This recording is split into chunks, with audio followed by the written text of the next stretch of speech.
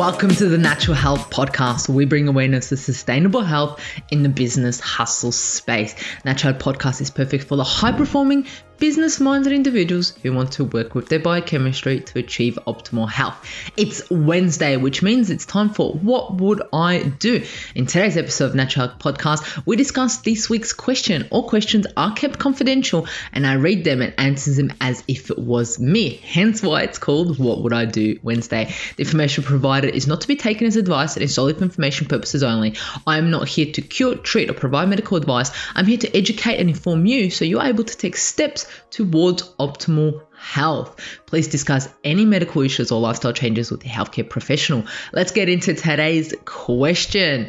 Well, today's question is such an interesting one. It says, it's not also a question, it's more of my insights, right? So it says, I would love your insight on the effect of fasting and its impact on female hormones. This question is on point. And it's something that I've been preaching about a lot of times, right? If you listen to what I've been saying throughout my podcast and so forth, it's so interesting because we're talking about fasting, which has hit so many avenues. Everyone's talking about it. Everyone's recommending it. But what are the effects of fasting on the female hormones? This is such an interesting topic. And I've only got 10 minutes to talk about it, so I'm going to keep it short and simple to get to the question to give you the most amount of information as possible. But I actually might do a longer version of this so you actually have more inside information about it. So let's have a look at the connection between fasting, right? So look, there's so many different types of fasting. There's people fasting that fast and don't eat for a week, 28 days. There's people that don't eat for 12 hours, 16 hours, 14 hours. Some people only eat for 2 hours a day. There's different types of fasting, and this is where I need more time to go into more detail. But essentially, fasting in itself does have an impact on female hormones, right? So to put it simply, the intermittent fasting can cause hormonal imbalances in women if it's not done correctly. And then I'll go at the end of this video, let you know how to make sure that you can do it correctly, right? So the interesting thing is that us women, our females, we are extremely sensitive to the signal of starvation. And the body senses any type of starvation, it will ramp up the production of hungry hormones such as leptin and ghrelin, right? And this is the female body's way of protecting the fetus or the potential fetus, because even if you're not pregnant, it will do this, right? Because you need food to protect that baby inside of you or the potential baby inside of you, because in the body's view, the female is there to get pregnant at any time and can get pregnant at any time. So it needs to make sure that it has what it needs to reproduce, right?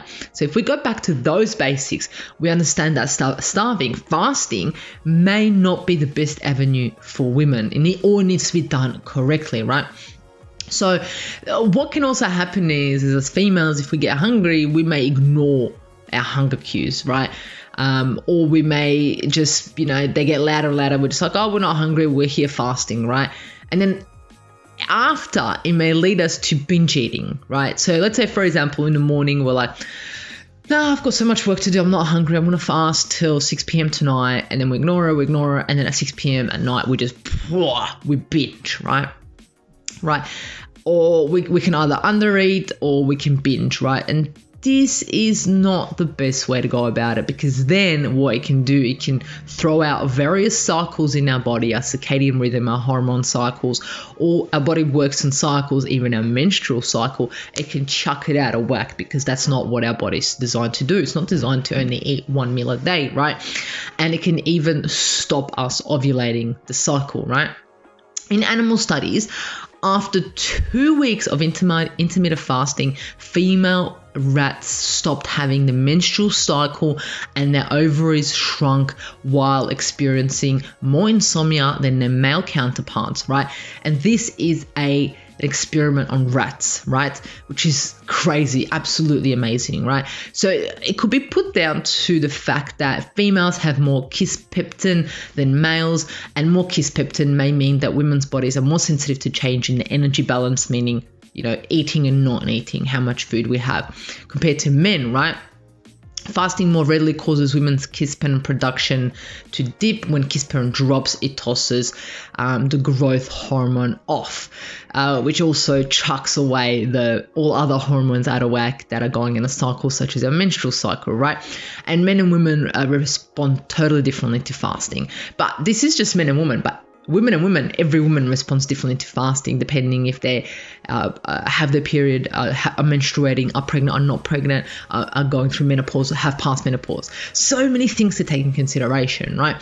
So the hormone regulating reproductive functions is extremely sensitive to hunger hormones. So like I said earlier, right? So there's an experiment done on rats, and he found that it only took 15 days of eating every second day to disrupt the reproductive hormones. So the people that are eating one day, not eating, eating one day, not eating, and they only do that for 15 days, in rats, right, it disrupted their reproductive hormones. The experiment went for 2 weeks, which is equivalent to 10 years of humans. And this is crazy, right? These are just some studies that I'm chucking out there, and most of them are, unfortunately, on rats. We don't have that many in actual us humans, right? But another one that I want to talk about, another hormone, is cortisol, which is just stress hormone that I absolutely love, right? So women are actually more sensitive to cortisol, which is increased during fasting, right? Cortisol is a stress hormone that has desirable fat burning properties, but may also cause hormonal imbalances in women. Another interesting study is that they did one small study suggesting that long fasts can lead to worse blood sugar control for women. However, a lot of the available data on sex hormones and fasting comes from research on rodents, with studies showing that fasting can disrupt the reproductive cycle of female rats. So, as we can see here, unfortunately, most of the studies have been done not on humans, right? There's only a few human studies to show the difference between intermittent fasting between males and females. But animal studies can confirm our suspicion, which is intermittent fasting for long periods of time can sometimes throw the women's hormone cycle, causing fertility problems and exacerbating eating disorders like anorexia, bulimia, and binge eating disorders, right? So that's something to take in consideration also. So before any of us should do a fasting, we should ask ourselves a few questions, which include: do you already have issues with your cycle? Are you ovulating? Do you have your menstrual cycle? Is it on time? Are there any issues around that, right? Do you have anorexia, bulimia, or binge eating disorder, or history of that? Or even history of your cycle having some issues, right?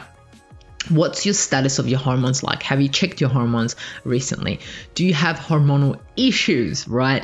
With your estrogen, progesterone, even with your cortisol, your leptin, ghrelin, and so forth. How long are you fasting at the moment, and what is that making you feel like? Are you fasting for 8 hours, 10 hours, 12 hours, 15 hours? Are you fasting for 24 hours? What are you fasting for? How long? And is it having any effects on you, right? Are you currently stressed? Is the cortisol through the roof at the moment? So these are some of the questions. There's so many more to ask yourself before you even start fasting. Like, it's kind of like, have you ever done fasting before? How long is the longest you've done? What effects did it have? How often? And so forth, right? What would I do, right? What would I do? I would, if it depends if I had any issues with my menstrual cycle and so forth. If there were any issues with my menstrual cycle, I would try and avoid fasting or work with a healthcare professional as much as possible to ensure that it doesn't affect my hormones, right? But if everything was kind of on point and I was pretty healthy, there was no issues, what I would do is I would fast a few days a week and not every single day. So those individuals that fast 16 to 18 hours every single day, it may not be so beneficial. You may do it every third day, every fourth day. But I would also ensure that these are non-consecutive days. So for example, if I'm fasting today, I'll fast on Monday, then I wouldn't on Tuesday, then I would on Wednesday, then I wouldn't on Thursday, then I would on Friday, and that's it, right? So 3 days out of 7, do that, and so forth, right? Start slow. So only fast 1 day a week, then 2 days a week, then 3 days a week. See if it's affecting you. And if at any stage you stop getting your period, or there's issues with ovulation, or any thing along those lines, or any other hormones, I would stop right there, right? I'll keep a diary of how I'm feeling, my symptoms, and so forth. So starting off less aggressively, scheduled to 12 or 14 hours instead of 16 every other day, instead of 7 days a week, which is what I mentioned, right?